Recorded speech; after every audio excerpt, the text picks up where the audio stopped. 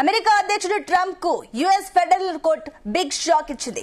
తనకు అనుకూలంగా లేని దేశాలపై టారిఫ్లు విధిస్తున్న ట్రంప్ కు ఎదురు దెబ్బ తగిలింది. సుంకాల పెంపు రాజ్యాంగ విరుద్ధమని, ఆ చట్టబద్ధ హక్కు ట్రంప్ కు లేదని యుఎస్ ఫెడరల్ అప్పీళ్ల కోర్టు తీర్పునిచ్చింది. ట్రంప్ విధించిన సుంకాలు చాలా వరకు చట్ట విరుద్ధమని స్పష్టం చేసింది. తన ఆర్థిక అధికారాలను అతిక్రమించి అధికంగా టారిఫ్లను పెంచినట్లు వ్యాఖ్యానించింది. భారీగా విధించిన టారిఫ్ల వల్ల పలు దేశాలు తీవ్రంగా ప్రభావితమయ్యాయని పేర్కొంది. అయితే ప్రస్తుతానికి పెంచిన సుంకాలను అక్టోబర్ మధ్య వరకు కొనసాగించడానికి అనుమతించింది. ఈ తీర్పుపై యుఎస్ సుప్రీంకోర్టులో సవాలు చేసేందుకు అనుమతించారు.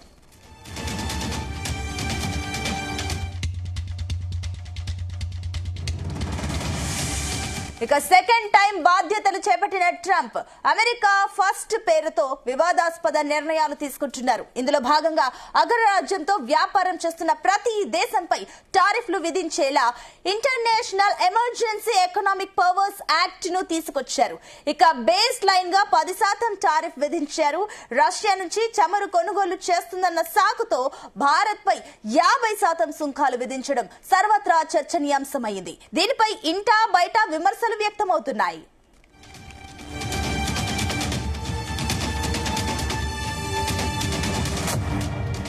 అప్పీళ్ల కోర్టు తీర్పుపై స్పందించిన ట్రంప్ చివరికి తామే విజయం సాధిస్తామన్నారు. అప్పీళ్ల కోర్టు తీర్పును తప్పుబడుతూ తన సోషల్ మీడియా వేదికగా ట్రూత్ లో పోస్టు చేశారు. అన్ని దేశాలపై విధించిన సుంకాలు ప్రస్తుతం అమల్లో ఉన్నాయని చెప్పారు. వాణిజ్య భాగస్వాములపై విధించిన సుంకాలను తొలగించాలని పక్షపాత అప్పీళ్ల కోర్టు తీర్పు చెప్పిందని మండిపడ్డారు. ఈ ప్రక్రియలో చివరకు అమెరికా విజయం సాధిస్తుందని స్పష్టం చేశారు.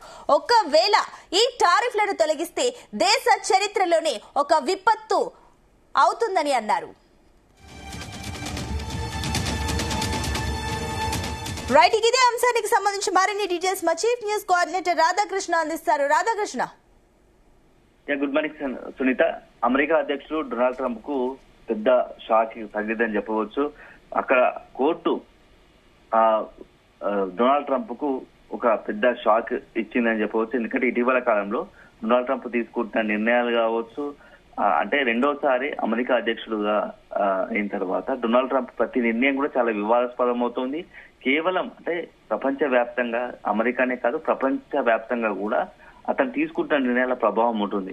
సో దీంతో ఇప్పుడు అమెరికా కోర్టులు సైతం డొనాల్డ్ ట్రంప్ కొంత షాక్ ఇస్తున్నాయని చెప్పవచ్చు, అతని నిర్ణయాలను తప్పుపడుతున్నాయని చెప్పవచ్చు. సో ఇలాంటి సందర్భంలో ఇప్పుడు తాజాగా ఏదైతే ప్రపంచ వ్యాప్తంగా అతను విధిస్తున్నటువంటి దేశాలపై, ఇతర దేశాలపై అతను విధిస్తున్నట్టు సుంకాల పైన కోర్టు, అక్కడ ఉన్నటువంటి యుఎస్ ఫెడరల్ కోర్టు తీవ్ర ఆగ్రహం వ్యక్తం చేసింది. ఈ సుంకాల పెంపు అనేది ఖచ్చితంగా ఇది రాజ్యాంగ విరుద్ధము, చట్ట విరుద్ధము. కేవలం తన ఇష్టానుసారంగా తనకు నచ్చని దేశాల పైన ఇలా సుంకాలు పెంచుకుంటూ పోతే ఎలా, పెంచడం కరెక్ట్ కాదు కదా అని చెప్పేసి అతను నిలదీసినట్టుగా తెలుస్తోంది. ఎందుకంటే తన ఆర్థిక ఆధారాలను అతిక్రమించి అధికంగా ట్రంప్ ఈ టారిఫ్లను విధించినట్లు కోర్టు కూడా వ్యాఖ్యానించింది. ఏంటంటే ఈ యొక్క ఇష్టానుసారంగా భారీగా ట్రంప్ టారిఫ్లు విధించడం వల్ల చాలా దేశాలు ఇబ్బందులకు గురవుతాయి, ప్రభావితం గురవుతాయని చెప్పేసి కూడా కోర్టు పేర్కొంది. అయితే ఇదంతా కూడా ఇది సరైన విధానం కాదు, ఖచ్చితంగా దీనికి సంబంధించి ఒకసారి పునరాలోచన చేయాలని చెప్తూనే ఒక తీర్పునిచ్చింది. అదేంటంటే ప్రస్తుతం ఏవైతే సుంకాల పెంపు ఉందో అవన్నీ కూడా అక్టోబర్ వరకు 2 నెలలు, ఈ రోజున సరిగ్గా 2 నెలల పాటు ఈ యొక్క ప్రస్తుతానికి పెంచినటువంటి ట్రంప్ తీసుకున్నటువంటి టారిఫ్ పెంచినటువంటి సుంకాలు ఏదైతే సుంకాలు ఉన్నాయో అవి అక్టోబర్ వరకు, అంటే మరొక 2 నెలల వరకు అమల్లో ఉంటాయి. తర్వాత కూడా అవి వాటి విషయంలో మళ్ళీ తిరిగి పునరాలోచన చేసి తర్వాత నిర్ణయం తీసుకోవాలని చెప్పేసి కూడా అమెరికా ఫెడరల్ కోర్టు చెప్పింది. అయితే ఎందుకంటే అన్నిటికన్నా ఎక్కువ ట్రంప్ నిర్ణయాలతో మన భారతదేశమే ఎక్కువ నష్టపోతుందని చెప్పవచ్చు, ఎక్కువ ఇబ్బందులకు గురవుతుందని చెప్పవచ్చు.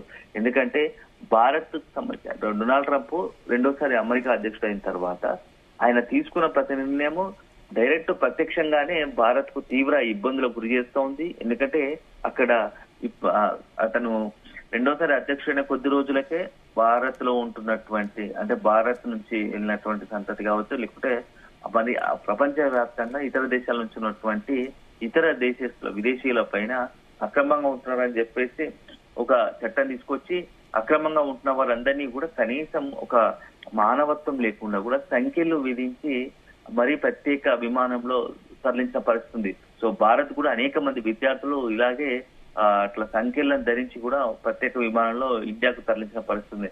అప్పటి నుంచి ఇక ట్రంప్ మొదటిగా అక్కడి నుంచి స్టార్ట్ అయిన తర్వాత ప్రతి నిర్ణయం కూడా మొత్తము ఇష్టానుసారంగా, అంటే గతంలో అమెరికా చరిత్రలో ఏ అధ్యక్షుడు కూడా ఇలాంటి నిర్ణయాలు తీసుకోలేదని చెప్పవచ్చు.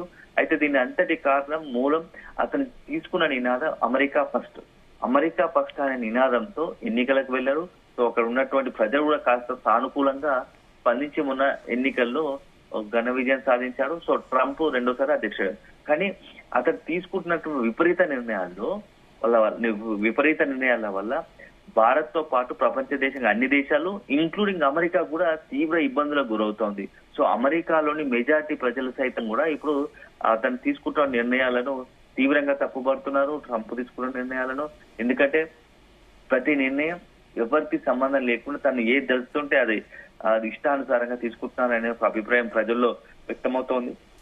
ఎందుకంటే ట్రంప్ కొన్ని తీసుకున్న నిర్ణయాలు ముఖ్యంగా భారత్ సంబంధించినటువంటి తీసుకున్న నిర్ణయాల పైన అమెరికాలోనే మెజారిటీ ప్రజలు కొంత తప్పుపడుతున్నారు. ఎందుకంటే అక్కడ ఉన్నటువంటి పెద్ద పెద్ద ఇండస్ట్రీస్, ఎందుకంటే యాపిల్ లాంటి దిగ్గజాలు కావచ్చు, టెస్లా కావచ్చు, ఇట్లాంటి ఎలాన్ మస్క్ లాంటి దిగ్గజాలు అంతా కూడా భారత్ లో పెద్ద ఎత్తున పెట్టుబడులు పెట్టడానికి సిద్ధపడుతున్నారు. ఇలాంటి తరుణంలో భారత్ లో కనుక మీరు ఉత్పత్తి కేంద్రాల్లో పెట్టుబడులు పెడితే ఖచ్చితంగా మీకు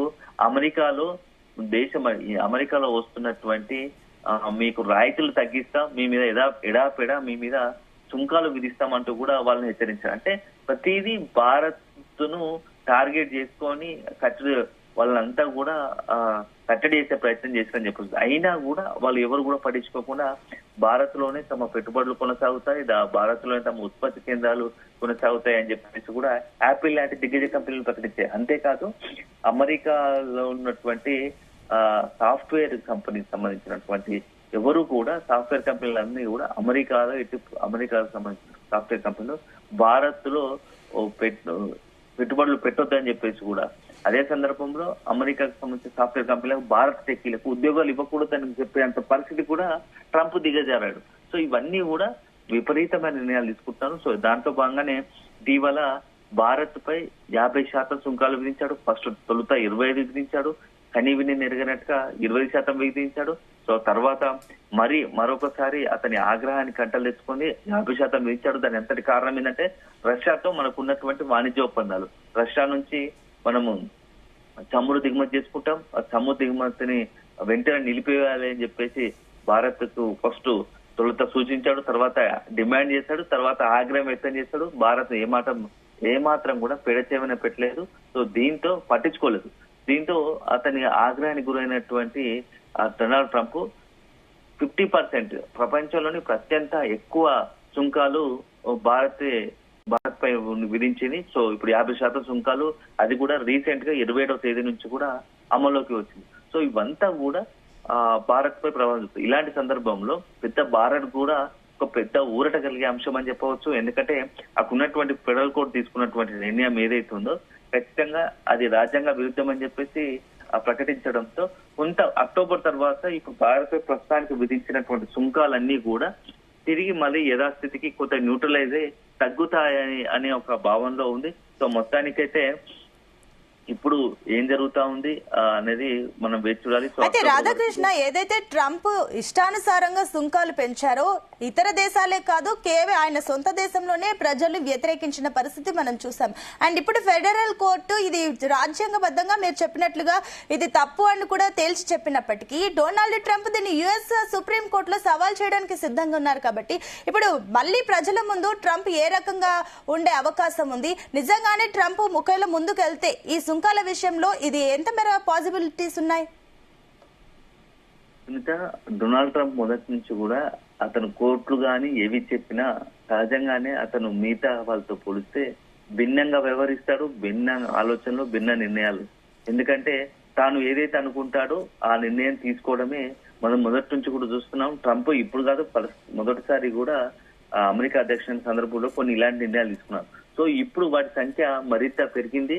సో సో ఇప్పుడు ప్రస్తుతానికైతే అతను తీసుకున్న నిర్ణయాలు ఫెడరల్ కోర్టు తప్పుపట్టినా వాటిని అది చేసినా డొనాల్డ్ ట్రంప్ మాత్రం ఇంకా తన ఏదైతే తాను తీసుకున్న నిర్ణయాలు ఉన్నాయో వాటిని అన్నిటి సమర్థించుకుంటూనే తాను ఖచ్చితంగా ఇప్పుడు తాత్కాలికంగానే ఈ ఫెడరల్ కోర్టు తన తీసుకున్న నిర్ణయాలకు కొంత ఇబ్బంది పడవచ్చు, కానీ భవిష్యత్తులో ఖచ్చితంగా తనకు న్యాయం జరుగుతుంది. నేను సుప్రీం కూడా వెళ్తాను, అక్కడ ఖచ్చితంగా విజయం సాధిస్తాను, అక్కడ నా నిర్ణయాలకు మద్దతు లభిస్తుంది అని చెప్పేసి కూడా డొనాల్డ్ ట్రంప్ తన ఖాతాలో, తన సోషల్ మీడియా ఖాతా ట్రూత్ లో పోస్ట్ చేశాడు. అంతేకాదు ఇక్కడ ఉన్నటువంటి ఆ కోర్టు కూడా, ఫెడరల్ కోర్టు తీర్పును కూడా ఆయన కోర్టు తీర్పుని తప్పుపడుతూ అది కేవలం ఒక పక్షపాత తీర్పుగా అతను చెప్పుకొచ్చాడు.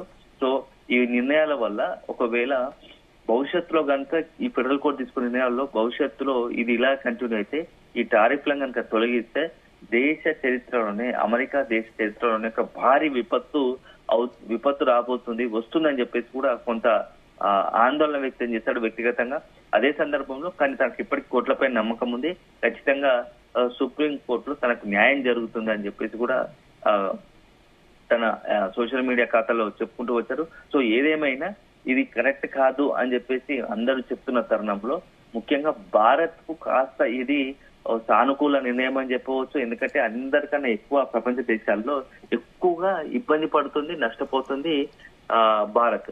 సో ఇప్పుడు ఈ ఫెడరల్ కోర్టు తీసుకున్న నిర్ణయంతో భారత్ కొంత న్యాయం తమ వైపే ఉంది. ఎందుకంటే ఎక్కడున్నా లాస్ట్ చివరాఖరికి ధర్మమే గెలుస్తుంది, న్యాయమే గెలుస్తుంది. కాబట్టి భారత్ తన ప్రమేయం లేకుండానే తమ ప్రయత్నాలు ఒకవైపు కొనసాగిస్తుండగానే అమెరికా ఫెడరల్ కోర్టు కూడా భారత్ కాస్త సానుకూలంగా నిర్ణయం తీసుకుంది. ఎందుకంటే అమెరికా అధ్యక్షుడు తీరును తప్పుపడుతున్న ఫెడరల్ కోర్టు సో 2 నెలలకు మాత్రమే ఈ యొక్క ప్రస్తుతానికి విధించిన సుంకాలు అమల్లో ఉంటాయని చెప్పేసి ప్రకటించడంతో ఇక నెక్స్ట్ ఈ 2 నెలల తర్వాత అక్టోబర్ తర్వాత ఎలా ఉండబోతుంది మరి సుప్రీంలో ఏదైతే తీర్పును పైకోర్టులకు వెళ్తామని చెప్పేసి ట్రంప్ ప్రకటించారు. సో మరి పైకోర్టులో కూడా ఎలాంటి తీర్పు వస్తుందో అప్పుడు కూడా పూర్తి స్థాయిలో నిర్ణయాలు కూడా ఫెడరల్ కోర్టు తీర్పును పైకోర్టులు కూడా మద్దతు ఇస్తే, తీర్పునిస్తే అది ఖచ్చితంగా భారత్ కు పెద్ద విజయం అనే చెప్పవచ్చు.